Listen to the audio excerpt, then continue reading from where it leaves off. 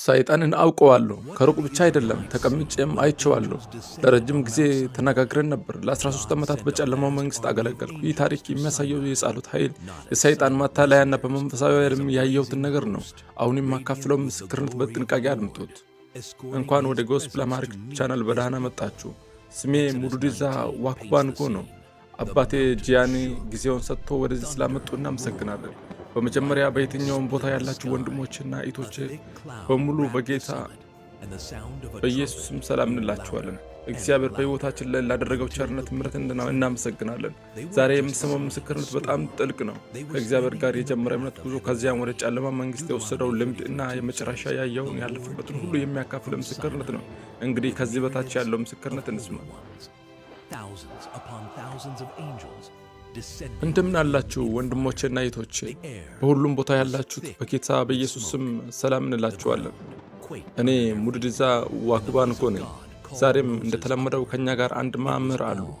አባቴ ጃያኒ ጊዜውን ሰጥቶ ወደዚህ ስለመጡ እናመሰግናለን። እኔ የምኖረው የተወለድኩበት ዋትባንካ በምትባልበት ቦታ ነው። በዚህ አካባቢ ነው ያደግኩት። የተወለድኩትም በድሃ ቤተሰብ ውስጥ ነበረ። ዕድሜ ለ16 ዓመታት ሲሆን በሁለተኛ ደረጃ ትምህርት ቤት ላይ እያለው ከኢየሱስ ጋር ተገናኘው። ስለ ኢየሱስም የሚናገረውን መልእክት ሰማው። ሰው ሁሉ ካላመና ካልዳና ሲሞት ወደ ገሃነም እንደምጣል ተናገረኝ። ይህን ሲሰማ እንዲህ አልኩኝ፣ እኔስ እንዳልጣል ምን ማድረግ አለብኝ? መልሱ አንድ ነበረ፣ ኢየሱስን መቀበል። ስለዚህ ኢየሱስን እንደ ጌታዬና እንደ አዳኝ አድርጌ ተቀበልኩኝ። ከዚያ ከኢየሱስ ጋር የእምነት ጉዞዬን ጀመርኩ። ከዚያ በኋላ የእምነት ጉዞዬን ጀመርኩ። የሆነውም የመልካም አርብ ቀን ነበር። የፋሲካ ጉባኤ ነበረ። በማላንጋ የተካሄደ ሲሆን በኤጲስቆጶሳት ቱፓ ኑታሊያ ስር ነበረ። ከዚያም እዚያ አካባቢ በአንድ ትንሽ ከተማ የእምነት ማህበር ጋር ተቀላቀልኩ። ትንሽ ጊዜም ከቆየን በኋላ አብረን በኋላም አንድ ሌላ ማህበር መጡ። ሰዎችም ፓስተር ሲኮሳና ጌዲዮን ብለው ይጠራቸው ነበረ። እሳቸውም ስለ መዳን አስተማሩን። ሰው ከዳነ በኋላ ወደ ቤተ ክርስቲያን መጨመር እንዳለበት ነበር ያስተማሩን። በዚያም ጊዜ ግን ስለ እምነትና ስለ ቤተ ክርስቲያን ብዙም አላውቅም ነበረ። ስለዚህ ወደ ቤተ ክርስቲያን ገባው። እዚያም የእምነት ጉዞዬን በይበልጥ ጀመረ። ለ3 ዓመታት ያህል በክርስቶስ ኢየሱስ ቤተ ክርስቲያን ስር ቆየው። በዚያ እንዴት ማመን እንዳለብኝ፣ እንዴት መጸለይ እንዳለብኝ፣ በእምነት እንዴት መኖር እንዳለብኝ እማር ጀመረ። ከዚያ በኋላ በመጽሐፍ ቅዱስ ውስጥ ጥልቅ ጥናት ማድረግ ጀመርኩ። ብዙ ጊዜንም በመጽሐፍ ቅዱስ እያነበብኩ አሳልፍ ነበረ። እግዚአብሔር ማን እንደሆነ፣ መንፈስ ቅዱስ ማን እንደሆነ፣ ሰይጣን ማን እንደሆነ ማወቅ ፈልግ ነበረ። በጸሎት ብዙ ጊዜ አሳልፍ ጀመረ። በየቀኑ ከሌሊቱ እስከ 12 ሰዓት እስከ ንጋት 5 ሰዓት ድረስ ጸልይ ነበረ። ከመንፈስ ቅዱስና ከእግዚአብሔር ጋር እናገር ነበረ። በዚህም እምነት ማድረግ ጀመርኩ። መጽሐፍ ቅዱስን በተሻለ መረዳት ጀመርኩኝ። በጸሎት ላይ በጣም ጥልቅ እየሆንኩ ሄድኩኝ። እግዚአብሔር ራሱን እንዲገልጥልኝ ጸልይም ነበር። ከመንፈስ ቅዱስም ጋር እናገር ነበረ። ከዚያም በኋላ ግን ብዙ ህልሞችን ማየት ጀመርኩ። ብዙ ነገሮችን አያለሁ፣ ግን የሚሆነውን አልገባኝም ነበር። በኋላ ግን ወደ ሰይጣን መንግስት ስገባ እነዚህ ህልሞች ምን እንደሚያመለክቱ ተረዳው። ከዚያ በኋላ ግን ብዙ ህልሞችን ማየት ጀመርኩ። ብዙ ነገሮችንም አያለሁ፣ ግን የሚሆነውን አልገባኝም ነበር። በኋላ ግን ወደ ሰይጣን መንግስት ስገባ እነዚህ ህልሞች ምን እንደሚያመለክቱ ተረዳው። በዚያ መንግስት ውስጥ የህልም ትርጓሜ የሚባል ነገር ነበረ። አንድ አይነት ህልም ካየ ትርጉሙ ይህ ነው፣ ሌላ አይነት ከህልም ካየ ደግሞ ሌላ ትርጉም አለው የሚል ትምህርት ነበረ። ከዚያም ወደ እንደ አውሮፓውያን አቆጣጠር 1998 እስከ 1999 ዓመተ ምህረት ሲደርስ 1999 ሊያበቃ ስል አንድ ነገር መምጣት ጀመረ። እግዚአብሔር ልጠቀምብኝ እንደምፈልግ ማየት ጀመርኩኝ። ራሴን ስሰብክ አያለሁ። መጽሐፍ ቅዱስን በእጄ ይዤ አያለሁ። ብዙ ሰዎችን ፊቴ ቆሜ እናገራለሁ። በዚያ ጊዜ ግን ይህን ምን እንደሆነ አላውቅም ነበረ። ፓስተሩም እግዚአብሔር ልጠቀምብኝ ይፈልጋል አለኝ። ከዚያም ስለ ጥሪዬ እንድንጸልይ ነገረኝ። አንድ ቤተ ክርስቲያን ስርዓት እኛ ብቻችን ውሳኔ እንሰጥም። ጉዳዩ ወደ ዲስትሪክት ይሄዳል። ስለዚህ ፓስተሩ መልሶ ይህ እስኪመለስ ድረስ ይጠብቅ ነበረ። በእነዚያ ቀናት አንድ ህልም አየሁ። ትልቅ ጥቁር እባብ ከፊቴ በመንገድ ላይ ነበረ። ፓስተሩና ሚስቱ ከፊቱ እየሄዱ ነበረ። እኔም ከኋላቸው እከተላቸው ነበረ። እባቡ መጥቶ ነከሰኝ። እኔም ለመያዝ ሞከርኩት። ወደ እጄም ገብቶ ተደበቀ። ከዚያም ህልሙ ተቋረጠ። ይህን ለፓስተር ነገርኩት። ስለዚህም ጸለየን። እሱም ሰይጣን እየተዋጋኝ ነው፣ እሱም ይፈልግሃል፣ ግን እኛ እንጸልይላለን አለኝ። እኔን ግን ከዚያ ጊዜ ጀምሮ ይህን ነገር በቀላሉ ወስጄው ነበረ። ከዚያም ወደ 2000 ዓመት ገባን። በዚያን ጊዜ ማትሪክ ላይ ነበርኩኝ። የጥሬን ጉዳይም እየተከታተልኩ ነበረ። ማትሪክም እንደጨረስኩት ትምህርቴን ቀጥዬ ወደ ኮሌጅ ወይም ወደ ትምህርት ቤት መሄድ ነበረብኝ። ነገር ግን ከድሃ ቤተሰብ ስላመጣሁና የገንዘብ ችግር ስለነበረ ይህ ሊሆን አልቻለም። ስለዚህ ስራ መፈለግ ነበረብኝ። ያደግነውም ከአያቴ ጋር ነበረ። ስለዚህ አያቴን ለመርዳት ስራ ፈልጌ መስራት ነበረብኝ። እንዲህም እያለ ህይወቴ ቀጠለ። በውስጤ ግን የእግዚአብሔር ጥሪ እንዳለው አውቅ ነበረ። በ2001 ዓመተ ምህረት በፕሮንድኮስት ፕራት አካባቢ ፖርቲኮል የሚባል ቦታ ነበረ። እዚያ እንድሰራ ተቀጠርኩ። በሆቴሉም እየሰራው ጸሎቴን አልተውኩም። እጸልይም ነበረ፣ እጾምም ነበረ። ጾም የህይወቴ አካል ሆኖ ነበረ። አንዳንድ ጊዜ ለ7 ቀናት ያለ ምግብ ጾምና ጸልይ ነበረ። የእግዚአብሔርንም ፊት እፈልግ ነበረ። የጥሬንም ጉዳይ እንዲገልጥልኝ እፈልግ ነበረ። እንዲህ እያለ ከፓስተሬ ጋር ስነጋገር ፓስተር ስራ አግኝቻለሁ፣ ነገር ግን በሳምንቱ ብዙ ጊዜ በስራ ላይ ስለሚሆን በአገልግሎቴ ይጋደላለሁ እለው ነበረ። አንድ ጊዜ በሳምንቱ መሄድ አልችልም፣ አንድ ጊዜም ሙሉ ወር እንኳን ወደ አገልግሎት መሄድ አልችልም ነበር። ስራዬ በፖርቶኮል ስለነበረ በከተማዬ ቆይ ነበረ። ከዚያ አንድ ቀን ወደ አገልግሎት ሲመለስ ፓስተር አንድ ነገር ነገረኝ። ወጣት በአገልግሎት በጣም እየጎደልክ ነው፣ ከእንግዲህ በአገልግሎት ውስጥ መቀጠል አትችልም አለኝ። እኔም ይህን ስሰማ በጣም ተጎዳው፣ ምክንያቱም ጸሎቴን ወድ ነበረ። በአገልግሎቴ ውስጥ በጣም ተሳታፊ ነበርኩኝ። ነገር ግን እንዲህ ተባልኩ፣ ከአሁን በኋላ ወደ አገልግሎት መምጣት አትችልም፣ ከአገልግሎት ተቋርጠል፣ ቤት ቁጭ በል ተባልኩኝ። ምክንያቱም ጠየቅኩት፣ ግን ስለ ጥሬ መልስ እየጠበቅኩ ነበረ። የጥሬንም ጉዳይ ለማስተካከል መልስ እንደሚወጣ እጠብቅ ነበረ። ነገር ግን መልሱን አላገኘውም። ይልቁንም ከአገልግሎቱ ተቋርጠል ተባልኩኝ። ይገርማል። ይህ በጣም አሳመመኝ። እኔ ግን የእምነት ህይወትን እኖር ነበረ፣ እጸልይም ነበረ፣ እጾምም ነበረ፣ ወደ ቤተ ክርስቲያን መሄድ ይወድ ነበረ። አሁን ግን እንዳልሄድ ከአገልግሎት እንደተቋረጥኩ ተናገረኝ። ቤተ ቁጭ እንድል ተደረግኩኝ። ወደ ቤተ ክርስቲያንም አልሄድም፣ ከክርስቲያኖቹም ጋር አልገናኝም። ይህ ደግሞ በህይወቴ ውስጥ አንድ ባዶ ቦታ ፈጠረ። እናም በዚያ ጊዜ ያየሁትን የእባቡን ህልም እውነታ ምን እንደሆነ ማወቅ ጀመርኩኝ። ሰይጣን እየመጣ እንደነበረና ሊወስደኝ እንደሚፈልግ ተረዳው። እኔ ግን በዚያ ጊዜ ሰይጣንን በህልሜ ብቻ የማውቀው ነበር ብዬ አስብ ነበረ። በኋላ ግን ከእሱ ጋር ለረጅም ጊዜያት ተቀምጬ እንደምነጋገር አላውቅም ነበረ። እኔ ራሴ እንደምለው ሰይጣንን አውቀዋለሁ፣ ተቀምጬም አይቼዋለሁ። ለረጅም ጊዜም ተነጋግረን ነበረ። በመጨረሻም ራሴን እንደ ክርስቲያን ሰይጣናዊ አገልጋይ አገኘው። በአገልግሎት ውስጥ እያለው የሰይጣን መንግስት እያገለገልኩ ነበረ። እንደምንም በዚያ ጊዜ ራሴን ክርስቲያናዊ ሰይጣናዊ አምላክ በሚለው ሁኔታ ውስጥ አገኘው። ማለትም በአገልግሎት ውስጥ ያለ የሚያምን የሚመስል ነገር ግን በውስጡ የሰይጣን መንግስት የሚያገለግል ሰው። አንድ ጊዜ ፓስተር ወይም ኤጲስቆጶስ እንኳን ሊሆን ይችላል። ሰዎችን ታሳስታለህ፣ አማኞችንም ታሳስታለህ። ሰዎች መጽሐፍ ቅዱስን እየተማሩ እንዲመስላቸው ታደርጋለህ። እኔ ወደዚህ የጨለማ ቦታ እንዴት እንደደረስኩ ስመለከት እነዚያ ነገሮች ሁሉ ቀድሞ እንደተዘረዘሩ ተረዳው። በዛን ጊዜ በፖርቱኮል ላይ እየሰራው ነበረ። ከፕሪቶሪያም የመጣችው ቺማ የምትባል ቀለም ያላት ሴት ነበረች። እሷም በዚያ ሆቴል ትኖር ነበረ። ማትሪክም ትማር ነበረ እና በሆቴሉ ይሰራ ነበረ። በበርም ውስጥም እየሰራ ነበረ። መጠጦችንም ይሸጥ ነበረ። አንድ ቀን ከዚች ሴት ጋር ተገናኘን። እሷም ስለ እምነቷ ማውራት ጀመረች። እኔም አማኝ ነኝ፣ እግዚአብሔርን እወዳለሁ፣ ቤተሰቦችም ያምናሉ አለች። እኔም በህይወት እወድ እንደነበረ እንዴት እንደሚያምን ጠየቀችኝ። እኔም የእግዚአብሔር ጥሪ እንዳለብኝ ነገርኳት። እኔም ነቢይ ነኝ፣ እግዚአብሔር ልጠቀምብን እንፈልግ አይቻለሁ አለችኝ። እዚህ ጋር በጣም አድምጡ። ከዚያም እኔም ከአንተ ጋር እጸልያለሁ፣ ጥሪንም እንዳሳካ እንጸልያለን አለችኝ። ከዚያም ጊዜ ጀምሮ ጓደኛሞች ሆንን። እኔ የማላውቀውን ነገር ነበረ። እሷ በሰይጣን ተልካ ወደ ህይወቴ የገባች እንደነበረ አላውቅም ነበረ። ዓላማዋም እኔን ወደ ሰይጣን መንግስት መውሰድ ነበረ። እኔ ግን በዚያን ጊዜ ይህን ሁሉ አላውቅም ነበር። ጓደኛዬ እንደ ክርስቲያን ሰው ነበር የምትቆጥራት። ስለ እምነት ትናገር ነበር። የሚገርም ነው። እግዚአብሔርን እወዳለሁ ትል ነበረ። እኔ ግን የእሷ የሰይጣን ሰው እንደነበረች አላውቅም ነበረ። ዓላማዋም እኔን ወደ ጨለማው መንግስት ማስገባት ነበረ። አንድ ቀን እንዲህ አለችኝ፣ ዛሬ ወደ ቤት መሄድ አልችልም፣ እዚህ ቤት ልተኛ እችላለሁ። እኔም እህቴ ችግር የለውም አልኳት። እናም በዚያ ሌሊት ከኔ ጋር በክፍሉ ቆየች። ከዛም ስለ እምነታችን ማውራት ጀምረን እሷ ግን መጠጥ ትወድ ነበረ። የእኛ ሃይማኖት መጠጥን አይከለክልም ትል ነበረ። እኔም በዚያ ሌሊት ወለሉ ላይ ተኛው። ከዚያ በኋላ ምን እንደተከሰተ እኔ ራሴ እንኳን አላውቅም። ግን ከዚያ ጊዜ ጀምሮ መጸለይ አልቻልኩም። መጽሐፍ ቅዱስን ማንበብ አልቻልኩም። ከዚያ በኋላ አንድ ወይም ራእይ አየሁ። ራሴን በውሃ ውስጥ በሰንሰለት ታስሬ አየሁ። በአንድ በኩል ቤቶቹ ነበሩ፣ በሌላም በኩል ደግሞ ሌሎች ቦታዎች ነበሩ። በዚያም እንደኔ ታስረው ያሉ ሰዎችን አየሁ። ከዚያ አንድ ሰው ወደ እኔ መጣ። በዚያን ጊዜ ግን እሱ ሰይጣን እንደሆነ አላውቅም ነበረ። እንዲህም አለኝ፣ በጣም ፈልገንህ ነበር። አሁን ስላገኘንህ በጣም ደስ ብሎናል። ከእንግዲህ በእኛ መንግስት ትሰራለህ። ከእግዚአብሔር መንግስት ተለይተህ በዚህ መንግስት ትሰራለህ። ከዚያም ራሱን እንደ ሉሲፈር የብርሃን መልአክ አስተዋወቀ።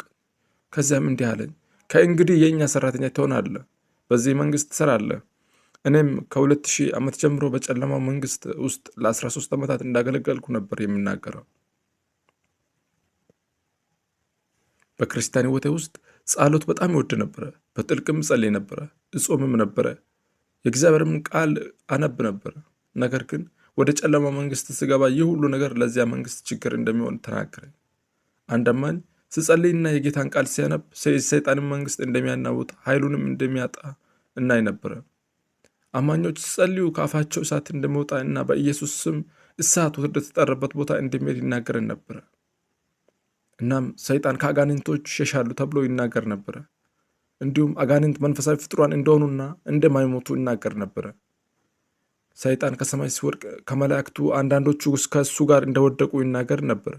እነዚያ ሁሉ አሁን አጋንንት ተብለው የሚጠሩ ናቸው ይባል ነበር። በዚያ መንግስት ውስጥ እኔ ብዙ አጋንንቶች በእጄ ስር እንዳሉ ነበር የሚሰማው። አንዳንዶቹ እንደምንፈጥር ይናገረን ነበረ።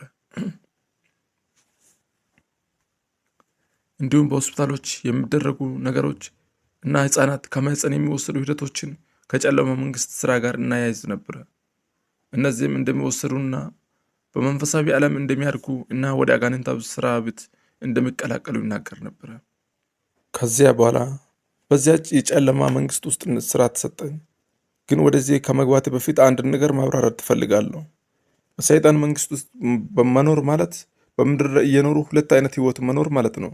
አስተውሉ። በሰይጣን መንግስት ውስጥ መኖር ማለት በምድር ላይ እየኖሩ ሁለት አይነት ህይወት መኖር ማለት ነው። ከሰይጣን መንግስት ጋርና በመንፈሳዊ ዓለም ላይ ትገናኛለህ። በምድር ላይ ግን ከሰዎች ጋር እንደ መደበኛ ሰዎች ያዩዋል። በመንፈሳዊ ዓለም ላይ በሰንሰለት እንደታሰርኩ ነበር። ሰይጣን ሲፈልግ ይፈተኛል፣ እንደሄድም ያደርገኛል። ግን የሚመላለስበት ቦታ ያው ነበረ። ምንም ለውጥ የለውም። በዚያም መንግስት ለሰይጣን የተለያዩ ነገሮችን ባደረጉ ቁጥር ደግሞ ወደ ማዕረግ እንደሚቀበል ይናገር ነበረ። በመንፈሳዊ ዓለም ቤት እንደሚኖረኝ ቤተሰብም እንደሚኖረኝ እና የተለያዩ ቦታዎች እንዳሉ አየው። በአየር ላይም ከባህር በታች ያለ ቦታ ለሌሎች ቦታዎች እንዳሉ ነበር የምረዳው። በአየር ላይ የማየው ዓለም ውስጥ ብዙ አጋንንቶች ይሰሩ ነበረ። እነሱም የአማኞችን ጸሎት ለመከልከል ይሰሩ ነበር ተብሎ ይናገር ነበር። አማኝ ሲጸልይ ጸሎት ወደ ሰማይ እንደሚወጣና ነገር ግን መልሱ ሲመጣ በአየር ላይ እንደሚያዙት እና አማኙ መልሱን እንዳያገኝ እንደሚከለክሉ እናይ ነበረ። ስለዚህ አንዳንድ አማኞች ረዥም ጊዜ ጸልያሉ፣ ግን ምንም አልተለወጠም ብሎ ተስፋ ይቆርጣሉ። ከዚያም አንዳንዶቹ ከእምነት ወደ ኋላ ተመልሰው ወደ አስመተኞች፣ ወደ ሐሰት ነቢያት ወይም ወደ ሌሎች መንገዶች ይሄዳሉ። ነገር ግን በእኛ የጨለማ የመንግስት ውስጥ እንደተረዳነው የአማኞች ጸሎት መልስ ለመቆጣጠር የሚሰሩ ኃይሎች እንዳሉ ይነገር ነበረ። እንዲሁም ብዙ ሰዎች ለመኪና ጸልየዋሉ። ጌታ ሆይ መኪና ስጠኝ ብለው ጸልየዋሉ። ነገር ግን መልሱ በመንፈሳዊ ዓለም ላይ ተይዞ እንደሚቆይ ይናገር ነበረ። ብዙዎቹ ስለ ትዳር ጸልየዋሉ። ጌታ ሆይ በትዳር ባርከኝ፣ ባል ስጠኝ ብለው ይጸልያሉ። ሚስት ስጠኝ ብለው ይጸልያሉ። ነገር ግን መልሱ በመንፈሳዊ ዓለም ተይዞ እንደሚቆይ ይናገር ነበረ። አንድ ጊዜ ለአንድ ሰው ሲጸልዩ የነበረው ሰው እንዳይመጣ ተብሎ ሌላ ሰው እንደሚተካ ይናገር ነበረ። ለምሳሌ ፓስተር ሆነክ በአገልግሎት ውስጥ እያለ ከምስት ጋር ችግር ሊኖርብህ ይችላል። እሷ አትስማማህም፣ ትቃወምሃለች እና አንተም ለምን ይቺ ሴት አገባው ብለህ ልትጠይቅ ትችላለህ። ከዚያም በመጨረሻው ወደ ፍቺ የሚያደርሱ አማኞች አሉ። አገልጋዮች በቤተ ክርስቲያን ውስጥ የፍቺ የሚያደርጉበት ሁኔታ ይኖራል። የእግዚአብሔር ቃል ግን በኢየሱስ ስም የምንለምነውንና የምንጠይቀውን እንደምስጠን ይናገራል። ስለዚህ መልሶቻችን መያዝና መከላከል የጨለማው መንግስት ስራ እንደሆነ ይናገር ነበረ። እንደ ዳንኤል ጊዜ ጸሎት ከጀመርክበት ጊዜ ጀምሮ መልሱ ከሰማይ እንደተለቀቀ እና ችግሩ ግን መልሱ በመንፈሳዊ ዓለም ላይ መያዙ እንደነበረ ይናገር ነበረ። ስለ እኛ አማኞች ሁሉም መልሶች ከጨለማ መንግስት እንዲለቀቁ መጸለይ እንዳለብን እንናገር ነበረ።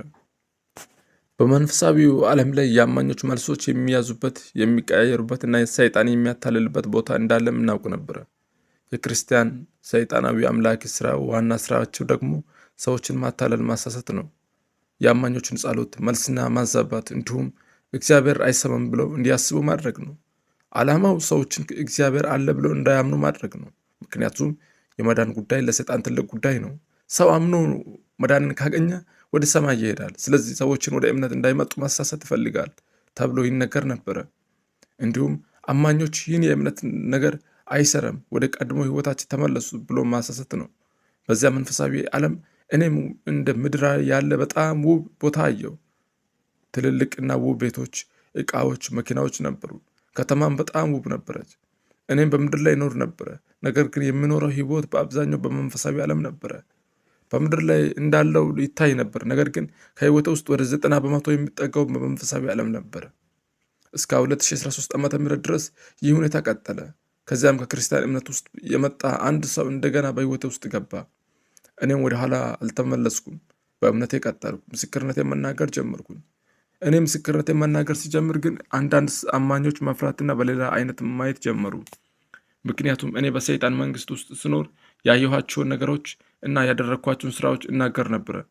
ለምሳሌ የአደጋ መንፈስ እንዴት እንደሚሰራና ሰይጣንን ደም እንደሚፈልግ ይናገር ነበረ።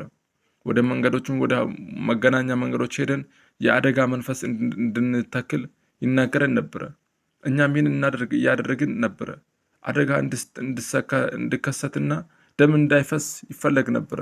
እኔም ከዚያ መንግስት ከወጣሁ በኋላ ግን ስለ እነዚህ ነገሮች ስናገር አንዳንድ ሰዎች ጉዳዩን በግል ይወስዱት ነበረ። ምክንያቱም አንዳንዶቹ የቤተሰባቸው ሰዎቻቸው በአደጋ አጥተዋሉ። አንዳንዶቹ አባታቸውና እናቶቻቸው ወይም ወንድሞቻቸው በአደጋ ላይ አጥተዋሉ። ስለዚህ እኔ ስለ አንድ የተለየ አደጋ ስናገር እነሱ በህይወታቸው ካጋጠማቸው ነገር ጋር ያያይዙት ነበረ።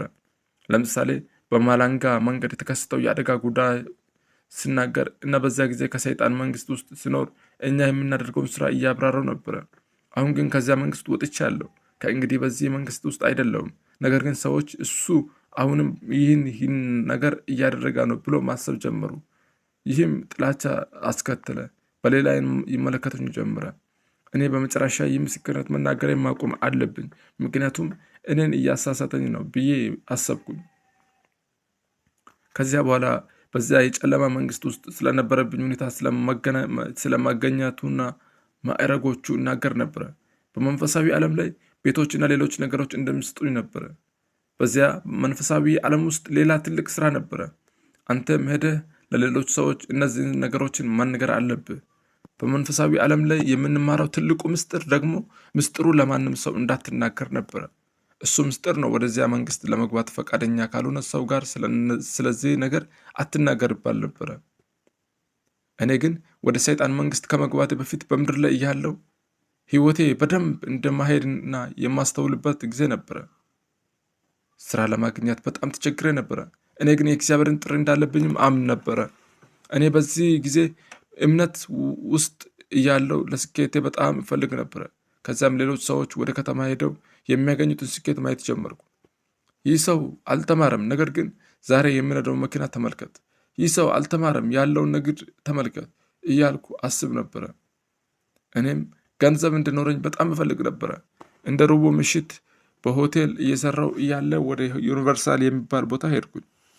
ወደዚያ ቦታ ሲገባ በውሃ እጆቹ እንድትታጠብ ያደርጉሃል። ከዚያም ነጭ ጨርቅ ይሰጡሃል። እድልህ ከአሁን ጀምሮ ተከፍተዋል። ትክክለኛውን ቦታ መጥተሃል፣ ነገሮች ተከፍተዋል ብሎ ይናገሩኝ ነበረ። እኔም ተስፋ አደረግኩኝ። በዚያ ጊዜ መስዋዕት የሚያደርግበት ሂደት ነበረ። ከዚያ በኋላ አገልግሎቱን ቀጠልኩኝ። ፓስተሩም ወንድሞቹና እህቶቹ ያለንበት ዘመን የገንዘብ ዘመን ነው። ነገሮቻችሁ ታስረዋል፣ አሁን ግን ይከፈታሉ። የሚከፍሉላችሁ ሰዎች ይከፍላችኋል አለ።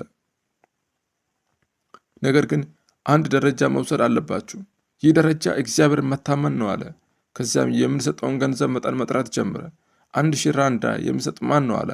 ከዚያም ሁሉ 2000 ራንዳ የሚሰጥ እስከ 10,000 ራንድ ድረስ መጠኑን ከፍ አደረገ። እኔም እጄን አነሳው። ነገር ግን ያንን 10,000 ራንዳ በዛ ጊዜ በእጄ ያለ ገንዘብ አልነበረም። እኔ የሚፈልገው ገንዘብ ነበረ። ገንዘብ እንድኖረኝ ይፈልግ ነበረ። ግን ያንን መጠን በወር 3፣ 5 ወይም 7 ወር ቆጥቤ ማግኘት እችል ነበረ። ችግሩ ገንዘብ ማግኘት ብቻ አልነበረም። የልቤ ፍላጎት ነበረ። ገንዘብ እፈልጋለሁ፣ ሀብታም መሆን እፈልጋለሁ ብዬ ራሴን ጠየቅኩት። እኔም አዎ ገንዘብ እፈልጋለሁ፣ ሀብታም መሆን እፈልጋለሁ አልኩ። ከዚያም አንድ ትልቅ ጸሎት እንዳለንና ወደ ሜሜሎድ እና እንደምንሄድ ተናገረ። ወደዚያ ከመሄዳችን በፊት ግን አንድ ሰው ሰይፍ ሰጠኝ። ሰይፉም የፕላስቲክ ሰይፍ ነበረ። ይህ ሰይፍ እንደሚጠብቅ ነው። በዚያ ሰይፍም ሁሉንም አጋንንትና ጠላቶችን ትገድላለህ ተባልኩ። ነገር ግን ሰይፉ ከመስጠታቸው በፊት እባክህን የቤተሰብን ስም ሁሉ ጻፍ አሉኝ። ወረቀትና እስክርቢቶም ሰጡኝ። እኔ የቅርብ ቤተሰቦቼና ጓደኞቼ ስም ሁሉ ጻፍኩ። ይህ ሂደት በጣም አደገኛ ነው። ሰይጣን ከአንተ ጋር ይዋጋል። እኛም እነዚህን ሰዎች ለመጠበቅና ለነሱ ለመጸለይ እንፈልጋለን አሉኝ። ከዚያም ሰይፍና ሰጡኝ። በጣም ደህና ቦታ አስቀምጠው ለማንም አትንገር፣ ማንም ሰው ስለዚህ ሰይፍ ማወቅ የለበትም፣ የዚህ ቤተክርስቲያን አባላት እንኳን ስለሱ ማወቅ የለባቸውም አሉ። ከዚያም እንድተባልኩኝ ከዛሬ ጀምሮ አርብ ሲመጣ በሕልሜ አንድ ነገር ታያለ። ያየሆኑም ሁሉ በሰይፍ ትገድላለ። ሰው ብታይ ግደለው፣ እንስሳንም ብታይ ግደለው። እኔ ከአገልግሎቴ ወጥቼ ወደ ሆቴሉ ተመለስኩ። ከሆቴሉ ጀርባ ያሉት ክፍሎች ውስጥ ነበረ የምኖረው። የመጀመሪያ ሌሊት በሕልሜ ዶሮ አየው። ያንንም ሰይፍ ወስጄ በሕልሜ ዶሮዋን ገደልኳት። በሁለተኛውም ቀን ሐሙስ ነበረ። በሕልሜም ፍየል አየው። ሰይፉንም ወስጄ በሕልሜ ፍየሉን ገደልኩት። ከዚያ አርብ መጣ። ወደ ጸሎት ሄድን። ሌሊቱን ሙሉ ጸልየን ጠዋት ሲሆን ተመልሰን መጣን። ቅዳሜ ላይ ምንም ነገር አላየውም። በዚያ ሌሊት ግን እናቴን በሕልሜ አየኋት። እያለቀሰች ነበረ። እኔም በእጄ ሰይፍ ይዤ ነበረ። እንዲህ ብዬ አሰብኩ፣ ይህ እኮ እናቴ ነው፣ እንዴት እገድላታለሁ ብዬ አሰብኩኝ። እኔም እንዲህ አልኳት፣ እናቴ አልገድልም፣ ስለዚህ ያየሁት ነገር አላደርገውም። ከዚህ በኋላ እነሱ ይህን አይተው ዋናውን ነገር አምልጣል አሉኝ። እኔ ግን እንዲህ አልኩ፣ እናቴን እንዴት እገድላታለሁ? እነሱ ግን ያ የህልም ነገር እንደሆነና በህልም የምታየውን ነገር እንድታደርግ ይፈልጉ ነበረ። ከዚያም ስለመሸከም ወይም ስለዚያ ሂደት እንደነበረ ነገሩኝ። በፊቴ እንደነበረ ሰው ለመሸከም ወደ አንድ ቦታ ሄዶ የሰው ራስ ወይም ደም ማምጣት የሚባል ነገር እንደነበረ ይናገር ነበረ። ነገር ግን አሁን የሰይጣን ስርዓት የተለወጠ ነው ብሎ ያስረዱ ነበረ።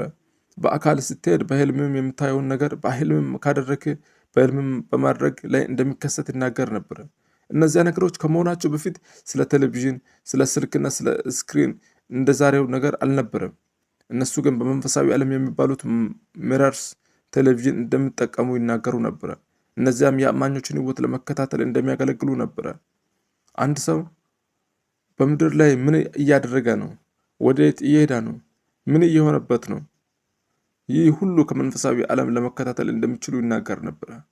አንድ አማኝ ምን እንደሚወድ፣ ምን እንደማይወድ፣ መቼ እንደሚጸልይ፣ መቼ እንደማይጸልይ፣ መቼ እንደሚጾም፣ መቼ እንደማይጾም፣ መቼ መጽሐፍ ቅዱስ እንደሚያነብ እነዚህን እንደሚከታተሉ ይናገር ነበረ። ይህንን ለምን ያደርጋሉ?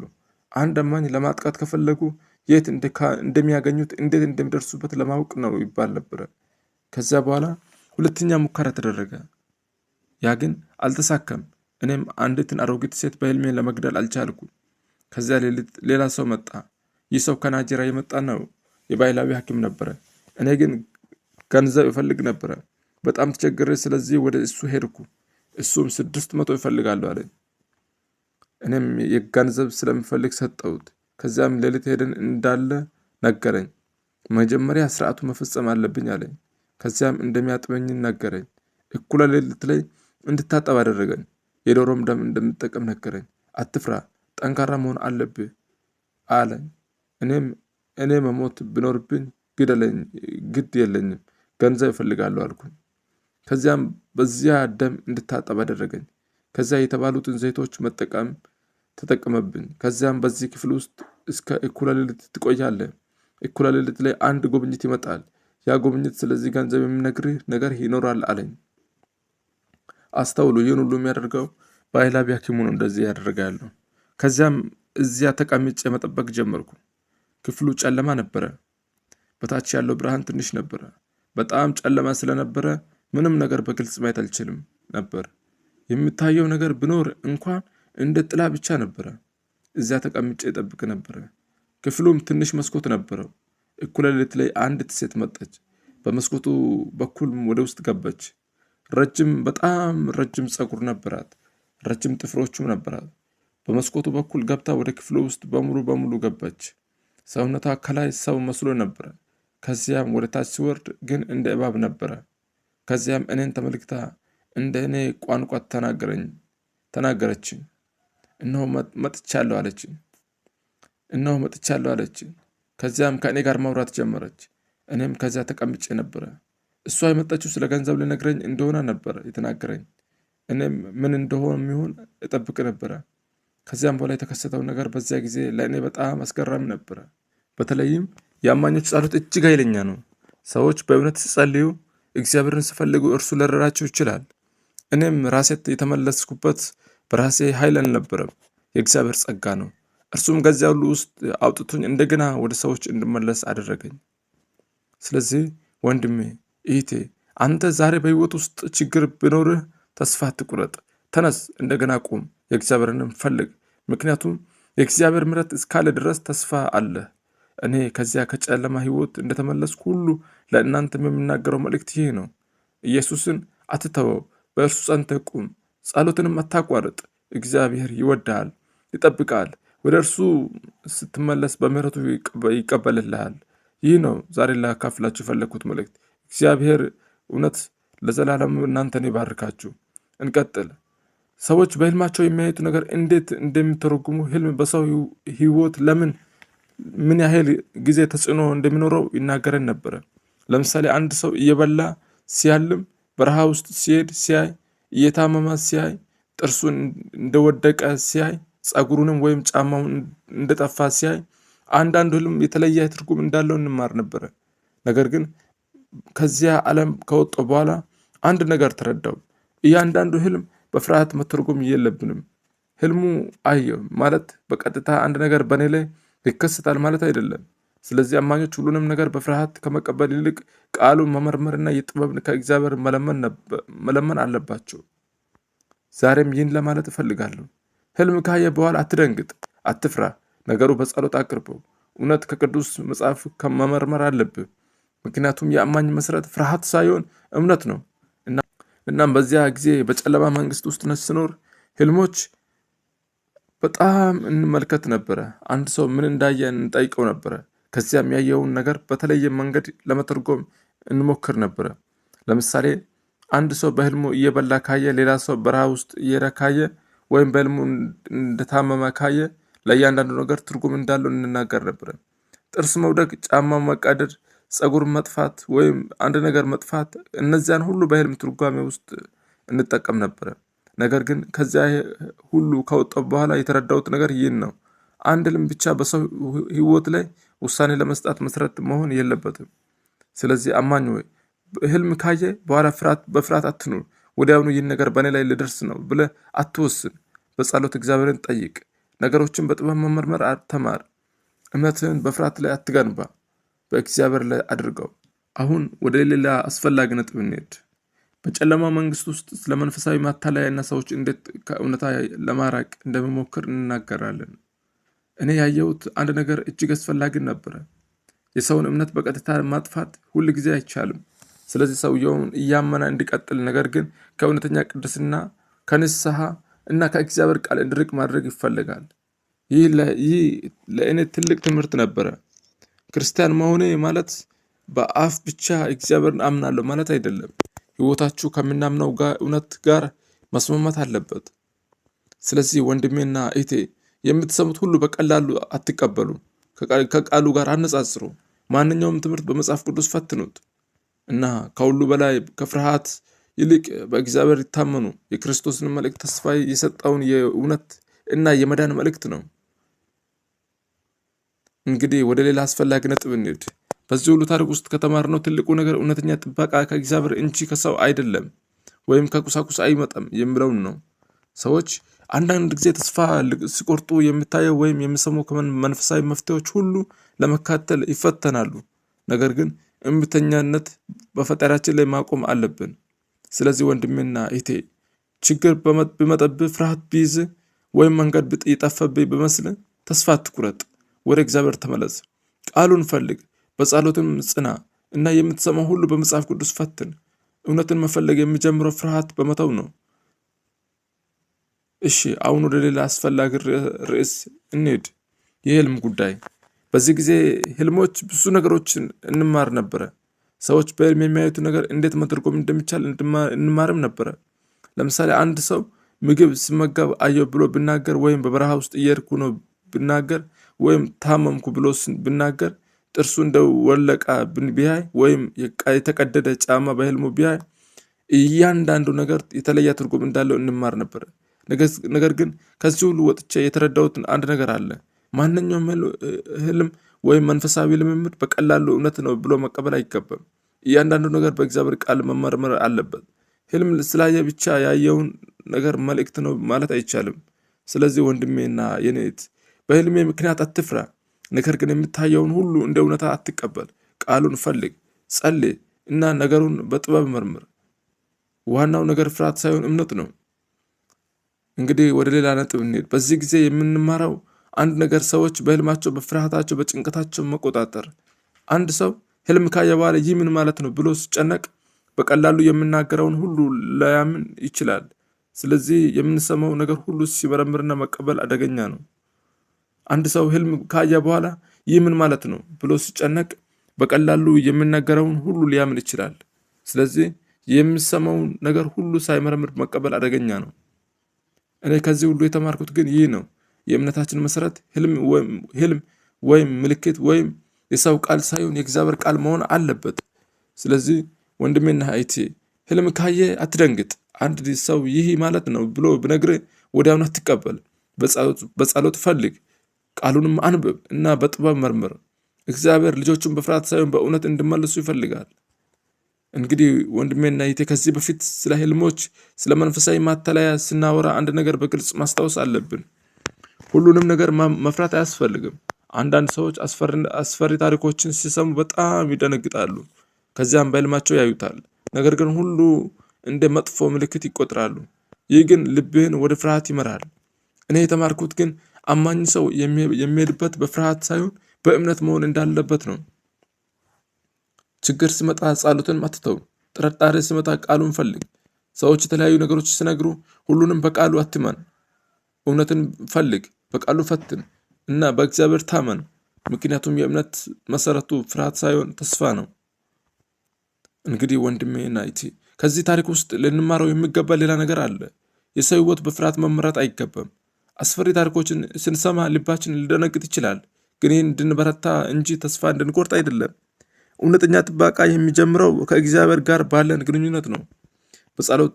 በጸሎት ጽና፣ ቃሉንም አንብብ፣ እውነትን ፈልግ እና የምትሰማውን ሁሉ መርምር። አንድ ሰው ምንም ያህል አስፈሪ ታሪክ ብነግርህ እምነትን በፍርሃት ላይ አትመስርት። አንድ ነገርን አትርሳ። ስለ መንፈሳዊ ጉዳዮች ስንነጋገር ከታሪክ፣ ከግል ልምድ እና ከመጽሐፍ ቅዱስ ትምህርት መካከል ልዩነትን ማወቅ አለብህ። እውነትን ፈልጉ እንጂ አትፍሩ፣ በጥበብ መርምሩ። እሺ፣ አሁን ወደ ቀጣዩ ነጥብ እንሂድ። በዚህ ታሪክ ውስጥ ተደጋግሞ የሚመጣው ጥያቄ አንድ ሰው እንዴት እውነትን ከመታለያ ለይቶ ማወቅ ይችላል የሚለውን ነው። እውነትን ከመታለያ እንዴት ለይቶ ማወቅ ይችላል የሚለው ነው። መልሱ ቀላል ነው። የምንሰማውን ሁሉ በቀላሉ አንቀበልም። ቃሉን እንመረምራለን፣ እንጸልያለን፣ ከታመኑና ጎልማሳ የእምነት መሪዎች ምክርን እንጠይቃለን። በተለይም አንድ ሰው እኔ ብቻ የማውቀው ልዩ መንፈሳዊ ምስጢር አለኝ ብሎ ሰዎች በፍርሃት ወይም በገንዘብ ለመቆጣጠር ከሞከረ ይህም በጥንቃቄ መመርመር አለብን። እምነት ማለት ማንንም ሰው ያለ ጥያቄ መከተል አይደለም። እውነትን መፈለግ፣ መመርመር እና በጥበብ መራመድ ነው። ስለዚህ ወንድሜና እህቴ በፍርሃት አትመራ፣ በእውነት ተመራ። እንግዲህ ወደ ቀጣዩ ነጥብ እንሂድ። ከዚህ ታሪክ ውስጥ ልናስታውስ የሚገባ አንድ ትልቅ ትምህርት አለ። ሰው መንፈሳዊ ጉዳይን ሲሰማ በፍርሃት ሳይሆን በጥበብ መመርመር አለበት። አንዳንድ ታሪኮች በጣም አስደንጋጭ ሊሆኑ ይችላሉ፣ ግን አስደንጋጭነታቸው መሆናቸው ብቻ እውነት እንደሆኑ አያረጋግጥም። ስለዚህ የምንሰማው ሁሉ እንፈትነው፣ ከመጽሐፍ ቅዱስም ጋር እናነጻጽረው፣ ከታመኑ ሰዎች ምክር እንጠይቅ። በተለይም ምንም ሰው በመንፈሳዊ ስልጣን ስም እንድትፈራ፣ ገንዘብ እንድትሰጥ ወይም ከቤተሰብና ከሌሎች ሰዎች እንድትጋለል ካስገደደ ይህ በጥንቃቄ መመርመር አለብህ። በተለይም ማንም ሰው በመንፈሳዊ ስልጣን ስም እንድትፈራ፣ ገንዘብ እንድትሰጥ ወይም ቤተሰብና ከሌሎች ሰዎች እንድትገለል ካስገደደ ይህም በጥንቃቄ መመርመር አለብህ። እውነተኛ እምነት አእምሮ አይዘጋም፣ እውነትን እንድንፈልግ ይመረናል እንጂ። ስለዚህ አትፍራ፣ አትቸኩል፣ ፈትን፣ መርምር እና እውነትን ተከተል። እንግዲህ ወንድሜና እህቴ በዚህ ታሪክ የምንማረው ሌላ አስፈላጊ ነገር አለ። መንፈሳዊ ጉዳይ ሲሆን ሁሉንም ነገር እንደ እውነት መቀበል አይገባም። አንድ ሰው ምን ያህል እንደሚያውቅ ቢናገር የምናገረው ነገር መመርመር አለበት። ምክንያቱም የሰው ልምድ እና የሰው የግል ምስክርነት ከእውነት ጋር ሁል ጊዜ አንድ አይደለም። ስለዚህ እምነታችን በአንድ ሰው ታሪክ ላይ አንመስርት፣ በፍርሃትም አንመራ። እውነትን እንፈልግ። እውነት ቃሉ ላይ አለ። እውነትም ኢየሱስ ክርስቶስ ነው። ቃሉን እንመርምር እና በጥበብ እንጓዝ። አንድ ትልቅ ነገር አትርሱ። እግዚአብሔርን መፈለግ ማለት ፍርሃትን መከተል ሳይሆን እውነትን መከተል ነው። እውነትም የሆነው ክርስቶስ ኢየሱስ ነው። ስለዚህ ዛሬ የሰማችሁትን ነገር እንኳን በጥንቃቄ መርምሩት። እውነት ከሆነ ተቀበሉት፣ ካልሆነ ግን አትከተሉት። እንግዲህ ወንድምና እህቴ እዚህ ላይ አንድ በጣም ጠቃሚ ጥያቄ እንጠይቅ። እውነትን ከመታለያ እንዴት እንለያለን? መልሱ በፍርሃት ውስጥ አይገኝም። የሚያስፈራን ታሪክ ስለሰማን ብቻ እውነትን ብለን መቀበል የለብንም። የሰማነውን ነገር መመርመር አለብን። እንደ ክርስቲያኖች ደግሞ መመዘኛ የእግዚአብሔር ቃል መሆን አለበት። ሰው ምንም ያህል ታላቅ ልምድ እንዳለው ብናገር ቃሉን መመርመር አትተው። በተለይም ሰው እንድትፈራ፣ እንድትገዛ ወይም በሌሎች ላይ ጥላቻ እንዲኖር የሚያደርግ ትምህርት ከሰማ ቆም ብለህ መርምር ይገባል። እውነትን ጠይቅ፣ አይፈረም። እውነትን ጠይቅ፣ አይፈረም። ስለዚህ ዛሬ የሰማነውን ሁሉ በጥበብ እንመልከተው። ከታሪኩ የሚጠቅመንን ትምህርት እንውሰድ። ነገር ግን ያልተረጋገጠ እንደ እውነት አንቀበል። ወገኖች ከዚህ ሁሉ ታሪክ ልንማረው የሚገባን አንድ ትልቅ ነገር አለ። ፍርሃት ከእግዚአብሔር እንዲያርቅን መፍቀድ የለብንም። ምንም እንኳን ከባድ ፈተናዎች፣ ግራ መጋባት ወይም አስፈሪ ነገሮች ቢያጋጥሙን ወደ እግዚአብሔር ቃል መመለስ፣ መጸለይ እና ከእርሱ ጥበብን መፈለግ አለብን። እምነታችን በሰዎች ታሪክ ላይ ብቻ ሳይሆን በእግዚአብሔር ቃል እውነት ላይ መመስረት አለብን። ስለዚህ ወንድሞና እህቴ በፍርሃት አትኑሩ፣ በእምነት ኑሩ። የሚያሳስብ ነገር ካለ በእግዚአብሔር ቃል ፈትነው፣ ጸልይ እና የምትሰማውን ሁሉ ወዲያውኑ እንደ እውነት አትቀበል። ኢየሱስ ክርስቶስ ተስፋችን ነው። በእርሱም ጸንተን እንኑር። ጸልዩ፣ መጽሐፍ ቅዱስንም አንብቡ። እግዚአብሔር መፈለጋችሁን አትተዉ። አሜን።